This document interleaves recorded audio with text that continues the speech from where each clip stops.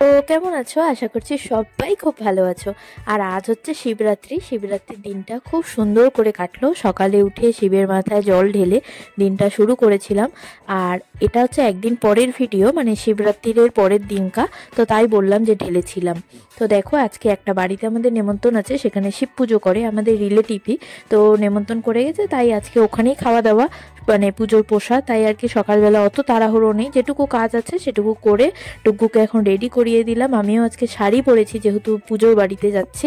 আর sari carry করতে আমার প্রচণ্ডই অসুবিধে হয়, কিন্তু সবসময় একই অজুহাত দিলে হবে না, পরতে হয়। আর এই দাদা ভাইয়ের সাথে মানে ডুগু খুব সুন্দর খেলে, কিন্তু আজকে খেলছে না, ভয় পাচ্ছে যদি দাদাভাই নিয়ে যায়, তার জন্য। আর এদিকে দেখো চারিদিকে কি সুন্দর ডেকোরেশন করেছে। আর ওদিকে তো মানে অনিমেষ অফিসে বের হয়ে গেছে, ওর দেরি হবে যেহেতু। ও খেয়ে, সকালে খাবার খেয়ে হালকা টিফিন করে বেরিয়ে গেছে। আমরা এখন খেতে বসে গেছি। ডুগ্গুর জন্য একটা স্পেশাল ছোট্ট চেয়ারও দিয়েছিল।